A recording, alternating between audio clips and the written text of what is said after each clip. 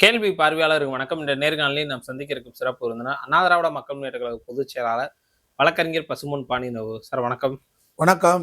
முக்கியமாக பார்த்தோம்னா இன்றைய தினம் திருச்சியில் திமுகவினுடைய 12வது மாநில மாநாடு நடந்து முடிந்திருக்கிறது. ஸ்டாலின் தொடரட்டும் தமிழ்நாடு விளையாட்டும் என்ற தலைப்பில் தான் அந்த மாநாடு நடந்திருக்கிறது. முக்கியமாக பார்த்தோம்னா இதில் பேசின கிட்டத்தட்ட ஒரு 10 லட்சம் பேர் கலந்துருக்காங்க. ஸ்டாலின் அவர்கள் முதலமைச்சர் அவர்கள் பேசின கருத்து தான் தற்போது தமிழ்நாட்டு அரசியலை சூடுபிடிக்க வைத்திருக்கிறது. அதாவது வெளிப்படையாக பாஜகவுக்கு எச்சரிக்கைலாம் கொடுத்துருக்காங்க. தமிழ்நாட்டில் பாஜக வாழாட்ட முடியாது, இந்த சில திட்டங்கள் இருக்கின்ற வரை தமிழ்நாட்டை ஸ்டாலின் தான் ஆளுகிறான், அதாவது அண்ணா வசனத்தை கூட குறிப்பிட்டு பேசியிருக்கிறாங்க. திருச்சியே ஸ்தம்பித்திருக்கிறது. எப்படி சார் பார்க்குறீங்க? வரலாற்றில் சொல்வார்கள், all roads lead to Rome, அனைத்து வழி சாலைகளும் ரோம் நோக்கி என்று சொல்வார்கள். அதை போன்று இன்றைக்கு தமிழ்நாட்டில் 4 திசைகளும் திருச்சி நோக்கி, திராவிட முன்னேற்ற கழக மாநாடு நோக்கி அப்படின்ற அடிப்படையில் தான் எங்கு பார்த்தாலும் ஆர்ப்பரித்த, ஆர்த்தெழுந்த, தன்னெழுச்சியாக திரண்ட ஒரு மாபெரும் திராவிட இயக்கத்தினுடைய திமுக கழகத்தின் 12வது மாநில மாநாடு திருச்சி சிறுவனூரில் நடைபெற்றது. பெரிய சிறப்பு. திருச்சிக்கு திராவிட முன்னேற்ற கழகத்தின் திராவிட இயக்கத்தினுடைய ஒரு மிகப்பெரிய கொள்கை கோட்டங்களில் திருச்சி தலையாய இடம். திமுக கழக வரலாற்றில் நம்முடைய தளபதி மாண்புமிகு முதல்வர் ஸ்டாலின் குறிப்பிட்டது போல 12 மாநில மாநாடுகளில் 7 மாநாடு திருச்சியில் தான் நடந்திருக்கு. திருச்சி திராவிட இயக்கத்திற்கு ஒரு திருப்பு முனையை ஏற்படுத்திய ஊர் திருச்சி. ரொம்ப சிறப்பாக முதலமைச்சருடைய உரை ரொம்ப அழுத்தம் திருத்தமாக, அதே நேரத்தில் தமிழ்நாட்டு மக்களுக்கு இதே திருச்சியில் 2021 திமுக மாநில மாநாட்டில் நான் வழங்கிய தேர்தல் வாக்குறுதிகளை நிறைவேற்றிவிட்டு அடுத்த 5 ஆண்டுகளுக்கான தேர்தலில் உங்களிடத்திலே கம்பீரமாக நின்று வாக்கு கேட்கிறேன் என்று கர்ஜனை புரிந்தது. முதலமைச்சருக்கு ரொம்ப சிறப்பாக இருந்தது அவருடைய பேச்சு. அது மட்டுமல்ல, பிறகு அண்ணா அவர்கள் கூறியது போன்று தமிழ்நாட்டுக்கு தமிழ்நாடு என்று நான் பெயர் வைத்திருக்கிறேன், இருமொழி கொள்கையை கொண்டு வந்திருக்கிறேன், சுயமரியாதை திருமணம் சட்டத்தை கொண்டு வந்திருக்கிறேன், இதையெல்லாம் யாரும் மாற்ற முடியாது. இது இருக்கின்ற வரை இந்த நாட்டை அண்ணா ஆளுகிறார் என்ற அர்த்தம் என்று அண்ணா அவர்கள் சொல்வது போன்று இன்றைக்கு ரொம்ப அழகா சொன்னார். விடியல் பயணம் பெண்களுக்கு ஆனால் எடுக்க முடியுமா? துணிச்சல் இருக்கா, தைரியம் இருக்கா அப்படின்னு கேட்டார். கலைஞர் உரிமை தொகை பெண்களுக்கு கொடுக்குறோம், நிறுத்த முடியுமா? அதுல இருந்து ஒருத்தர் 2000 ரூபாய் தர்றேன், இன்னொருத்தர் 2000 ரூபாய் தருதான் சொல்ல முடியுமே தவிர, இது இருக்கின்ற வரை ஸ்டாலின் ஆழ்வார். அழகா சொன்னாரு. அதை போன்று காவி கூட்டத்திற்கு எங்களை போன்ற பெரியாரின் அண்ணாவுடைய திராவிட இயக்க சித்தாந்தத்தை நெஞ்சிலேந்தி இருக்கக்கூடிய கொடான ஓடி திராவிட இயக்க தொண்டர்களுக்கு நம்பிக்கை ஊட்டுகின்ற வண்ணம் கருப்பு சிகப்பு இருக்கின்ற வரை காவி தமிழகத்தில் தலையெடுக்க முடியாது, விடமாட்டோம். தமிழ்நாட்டை நாங்காலமா யார் ஆள்றது?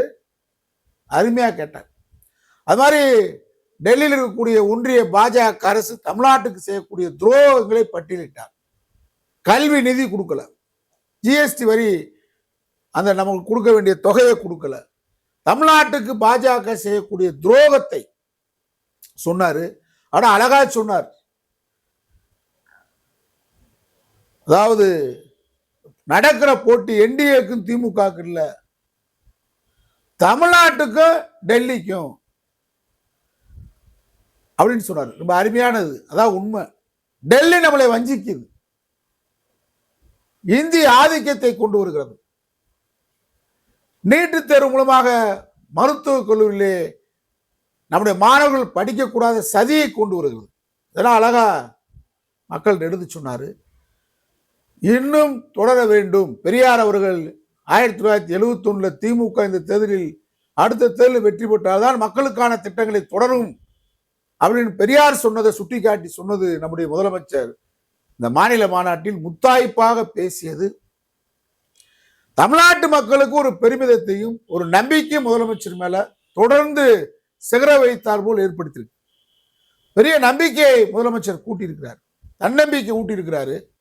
அது மாதிரி தொண்டர்களுக்கு அருமையா சொன்னது, 4வது முறையாக கூட்டணி கட்சியும் பலமும் நமக்கு உண்டு. இவ்வளவு தன்னடக்கத்துடன் சொல்லக்கூடிய இந்தியாவில் ஒரு முதலமைச்சரை நம்ம பார்க்க முடியாது. இன்னைக்கு கூட்டணி சேர்ந்துக்கிட்டு நிதிஷ்குமார் அழிச்சதை பார்த்துக்கிட்டு இருக்கோம். எடப்பாடி பழனிசாமிய கொஞ்சம் கொஞ்சமா சிதைச்சுக்கிட்டு இருக்கிற பார்க்கிறோம். அது மாதிரி வெறுப்பான அரசியலை உங்களுக்கு கூட அதிமுக நமக்கும் பிடிக்காம கூட அரசியல் பண்ணியிருப்பான். ஆனா நான் அதிமுக தன்னுடைய உணர்வுகளை பகிர்ந்து கொள்கிறேன், கவலைப்படுகிறேன் அப்படின்ற மாதிரி சொன்ன வார்த்தை எம்ஜிஆரின் தொண்டர்களுக்கு, அம்மாவின் தொண்டர்களுக்கு, திராவிட மாடல் அரசின் மீதும் நம்முடைய திமுக கழகத்துடைய தலைவர் நம்முடைய ஸ்டாலின் மீதும் ஒரு நம்பிக்கையை ஊட்டியது. திராவிடத்தை காப்பார் அப்படின்னு நம்பிக்கை ஊட்டியது. எங்க மாதிரி எல்லாம் சொல்றோம், திமுக அதிமுக ரெண்டு இருக்கணும்னு சொல்றோம். இப்ப திமுகவை தலைவர் கலைஞருடைய மகன் முத்துவேல் கருணாநிதி ஸ்டாலினோ அதிமுகவை அழிக்க நினைக்கல, அழிச்சுக்கிட்டு இருக்கிறது எடப்பாடி தான், பிஜேபி தான் அப்படின்றத ரொம்ப அழகாக சொன்னாரு. அடுத்த 5 ஆண்டுகள் மேன்மேலும் வளர்வதற்கான நம்பிக்கை ஊட்டுகின்ற வாக்குறுதிகளை நம்முடைய திராவிட முன்னேற்ற கழகத்துடைய நாடாளுமன்ற குழு தலைவர் கனிமொழி அவர்கள் தயாரித்திருக்கக்கூடிய தேர்தல் அறிக்கையை வெகு விரைவில் முத்தாய்ப்பான அறிக்கைகளை, மக்களுக்கான திட்டங்களை வெளியிட இருக்கிறோம்ன்றதையும் மக்களுக்கு நம்பிக்கை ஊட்டுகின்ற வகையில் இன்னைக்கு மாநில மாநாட்டில் அவர் பேசினது ரொம்ப சிறப்பானது. திராவிட முன்னேற்ற கழக வரலாற்றில் இன்னும் அழகா சொன்னார், மக்களால் தேர்ந்தெடுக்கப்பட்ட முதலமைச்சர் பேரறிஞர் அண்ணா, தலைவர் கலைஞர், மக்கள் தலைவர் எம்ஜிஆர், அம்மையார் ஜெயலலிதா. அப்போ கொல்லப்புறமா வந்தது யாரு, ஊர்ந்து தவழ்ந்து வந்தது யாரு அப்படின்றத சொல்லிட்டாரு. அதற்கு அடுத்து மக்களால் தேர்ந்தெடுக்கப்பட்ட முதலமைச்சர் நான் தான், ஸ்டாலின் அப்படின்றதையும் தெளிவா சொல்லிட்டாரு. இந்த திட்டங்கள்லாம் யாரும் எடுக்க முடியாது. காலை உணவு திட்டம், தமிழ் புதல்வன் திட்டம், அனைத்து திட்டங்களும் இல்ல அண்ணாவோட தன்னை ஒப்பிட்டு பாக்குறாருன்னு கேக்குறேன். அண்ணாவோட ஒப்பிட்டுல, அண்ணாவுடைய தம்பி தானே நம்முடைய தளபதி ஸ்டாலின். அண்ணா செய்த திட்டங்களை இந்த தம்பி செய்கிறேன்னு சொல்றாரு தவிர அவரோட கம்பாரிசன்லாம் சொல்ல முடியாது. யாராவது சங்கீதா இந்த வார்த்தையெல்லாம் ஒப்பிட்டாரு அப்படின்லாம் அண்ணாவோட அவர் என்னைக்குமே ஒப்பிட முடியாது. தலைவர் கலைஞரோட ஒப்பிட மாட்டாரு. நான் ஒரு தலைமை தொண்டன் திராவிட முன்னேற்ற கழகம் தான் சொல்லுவார். கலைஞர் கூட எழுத தெரியும், பேச தெரியும், திரைக்கதை, வசனம், பாடல், இலக்கியம், நாவல், குறுந்தொகை அனைத்து எழுதக்கூடியவர். ஆனால் எனக்கு தெரிஞ்சது திமுக காரன், நான் திமுக வேலையை தவிர எனக்கு எந்த வேலையும் தெரியாது, கலைஞர் மாதிரி பேச தெரியாது. நான் உழைப்பு உழைப்பு உழைப்பு, அதன் பெயர் மு.க. ஸ்டாலின் தலைவர் கலைஞர் சொன்ன மாதிரி உழைத்து கொண்டிருக்கிறேன்னு சொல்லி உழைப்பின் மூலமாக நீங்க திமுக வரலாறுல பேரறிஞர் அண்ணா அவர்கள் மாபெரும் மிகப்பெரிய பேரறிஞர், சிந்தனையாளர், எழுத்தாளர், வசனகர்த்தா, திரைப்பட நாடகங்கள், திரைப்பட வசனங்கள், திரைப்படத்தில் இருக்கக்கூடிய கதைகள், நாடக கதை, ஆங்கிலத்தில் புலமை, நாடாளுமன்றத்தில் சிறந்த புலமை, சிறந்த முதலமைச்சர் நிர்வாகி, இவ்வளவும் இருக்கக்கூடிய அண்ணா. ஆனா தலைவர் கலைஞர் அதை போன்று இருந்தார். இவ்வளவு பெரிய திமுகவுக்கு உழைப்பு ஒன்றை மட்டும் வைத்து இந்த திமுக கழகத்தை அண்ணாவை போன்று, தலைவர் கலைஞரை போன்று இன்றைக்கு மிகப்பெரிய வெற்றி சரித்திரத்தை அழகா சொன்னார். நம்முடைய திராவிட முன்னேற்ற கழகத்துடைய முதன்மை செயலாளர் நேரு அவர்கள் 200 ஏக்கர்ல இந்த சிறுநூறு இந்த இடத்த தேர்வு செஞ்சிருக்கிறாரு. கிரவுண்டை தயாரி பண்ணிட்டாரு. இன்னும் இறங்கி அடிக்க வேண்டிய வேலை தான். 200 ஏக்கர் தயாரி பண்ணியிருக்காருன்னா 200 தொகுதி திராவிட முன்னேற்ற கழகம் வெல்லும் என்கின்ற வாக்குறுதியை கொடுத்திருக்காரு. அங்க கூடிந்த லட்சம் திராவிட முன்னேற்ற கழக தொண்டர்கள் நம்முடைய தளபதி ஸ்டாலின் அவர்களுக்கு வாக்குறுதியை வழங்கியிருக்காங்க. அதுல கூட்டணி கட்சியை மதிக்கணும். உதயசூரியனுக்கு வேலை பார்க்கிற மாதிரியே கூட்டணி கட்சி சின்னங்களுக்கு வேலை பார்க்கணும் அப்படின்றதையும் ரொம்ப அழுத்தமா சொல்லியிருக்காரு. இவ்வளவு உரிய தாராள மனப்பான்மையோடு நம்முடைய முதலமைச்சர் அவர்கள் இன்றைக்கு நடந்து கொண்டது மிகப்பெரிய விஷயம்.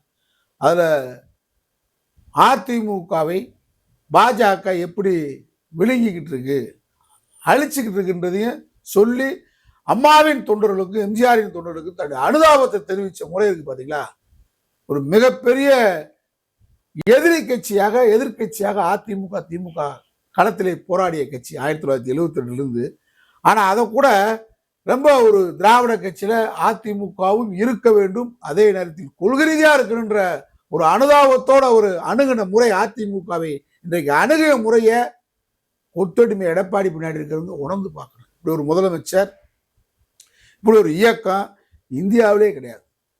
இன்னைக்கு இந்தியாவில் பாஜகவுடைய அராஜகத்தை நாங்கள் எதுக்கும் பயப்பட மாட்டோம், ஈடிக்கு பயப்பட மாட்டோம், நீ என்ன செய்தாலும் பயப்பட மாட்டோம், மிரட்டலுக்கெல்லாம் அஞ்ச மாட்டோம் சொல்றாங்க. நேரு வீட்டுக்கு நாளைக்கு காலையில் போயிடுவோம், சபரீசனை நாளை கழிச்சு தூக்கிடுவோம், உதயநிதி தூக்கி உள்ள வச்சிருவோம் சொன்னாரு. எங்க அப்பா இதே திருச்சியில கள்ளக்குடி போராட்டத்தில் கைது செய்யப்பட்டு திருச்சி சிறையில் இருந்தார்.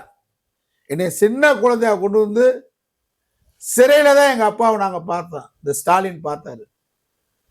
கள்ளக்குடி போராட்டம், நங்கவரம் போராட்டம், கலைஞர் வாழ்க்கையில் முதலாக வெற்றி பெற்ற குளித்தலை தொகுதி 1956 திமுக மாநாடு அண்ணா நடத்தி தொண்டர்கள்ட்ட வாக்கு கேட்டு அந்த வாக்குடைய எண்ணிக்கையின் அடிப்படையில் தான் திமுக கழகம் தேர்தலில் போட்டியிட வேண்டும் என்று பெரும்பான்மையான தொண்டர்கள் கொடுத்த தீர்ப்பின் அடிப்படையில் தான் திமுக கழகம் 1957 தேர்தலில் போட்டியிட்ட வரலாறு அனைத்தையும் ரொம்ப முத்தாய்ப்பாக மிகவும் சிறப்பாக வரலாற்றில் சிறப்புமிக்க வரலாற்றில் சிகரம் பதிக்கக்கூடிய வரலாற்றில் மிகப்பெரிய இடத்தை இன்றைக்கு திருச்சி திமுக கழக மாநாடு வழங்கியிருக்கு. இதன் மூலமாக என்ன நாட்டு மக்களுக்கும் திமுக கழக தொண்டர்களுக்கு வெளிப்படுத்திருக்கான்னு கேட்டா, பல்வேறு சாதனைகளை சாதித்த பெருமை திமுக கழகத்திற்கு உண்டு. அதே நேரத்தில் ஒன்றிய அரசு நம்மை பழிவாங்குகின்றது. இங்க இருக்கக்கூடிய மற்றொரு திராவிட இயக்கமான அதிமுகவை அழிக்கின்றது. அதற்கு கொத்தடிமைத்தனமாக எடப்பாடி போன்றவர்கள் திரிகிறார்கள். ஆகவே இப்ப நடக்கிற இதுவரைக்கும் 1977 திமுக விர்சஸ் அதிமுக என்ற போர் இருந்துச்சு. சட்டமன்ற தேர்தல் சண்டை நடக்கும். இப்ப டெல்லியா தமிழ்நாடா, அந்த தமிழ்நாடு என்ற விஷயத்துல திமுக கழகம் தலைமை தாங்குது. தமிழ்நாட்டு மக்கள் ஓரணியில் திரண்டு அதான் அழகா வச்சிருக்காரு. ஸ்டாலின் தொடரட்டும், தமிழ்நாடு வெல்லட்டும். தளபதி மு.க. ஸ்டாலின் தலைமையில் 2026 சட்டமன்ற தேர்தலில் தமிழ்நாடு அணி டெல்லி அணியை மண்ணக்கை வைக்கும். 200க்கு மேற்பட்ட இடங்களில் திராவிட மாடல் 2.0 ஆட்சி தொடரும். இந்த மாநாடு அதை உண்மையை உரைத்திருக்கக்கூடிய மாநாடுதான் திராவிட முன்னேற்ற கழகத்தின் 12வது மாநில மாநாடு என்பதை நான் தெரிவித்துக் கொள்கிறேன். ஓகே சார், நன்றி. நன்றி.